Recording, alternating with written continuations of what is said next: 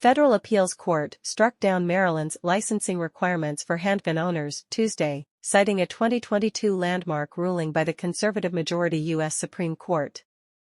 Maryland's Firearms Safety Act of 2013, passed in the wake of the deadly mass shooting at Sandy Hook Elementary School in Newtown, Connecticut, was deemed unconstitutional in the 2-1 ruling from the U.S. Court of Appeals for the Fourth Circuit. At issue were key components of the state law, which imposes strict standards to qualify for a license to own a handgun. Tuesday's ruling comes nearly 11 years after 20 children and 6 adults were gunned down at Sandy Hook Elementary and as the U.S. remains gripped by an epidemic of deadly shootings. This year alone, more than 38,400 people have been killed by gun violence in a nation that has seen 612 mass shootings, per the Gun Violence Archive. Under the Maryland law, an applicant for a handgun license must meet 4 requirements. They must be at least 21 years old, a resident of the state, complete a gun safety course and undergo a background check to ensure they are not barred under federal or state law from owning a firearm.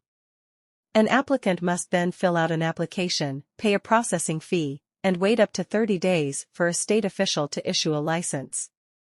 The appeals court ruled that requiring applicants to wait up to 30 days for a handgun permit violated the constitutional rights of citizens, and the law's waiting period could well be the critical time in which the applicant expects to face danger. In its ruling, the court noted the 2022 Supreme Court decision in New York State Rifle and Pistol Association Incorporated v. Bruen effected a sea change in Second Amendment law. That ruling changed the framework judges must use to make decisions, indicating modern gun control laws are only constitutional if a similar law was in effect at the founding of the nation.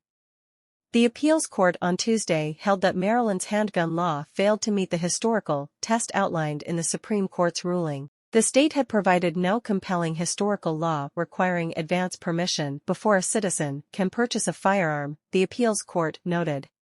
We are weighing options for next steps in this case, which prevents us from any further comment at this point, said State Attorney General's office spokesperson Jennifer Donnellan, when asked if Maryland planned to appeal Tuesday's decision to the U.S. Supreme Court.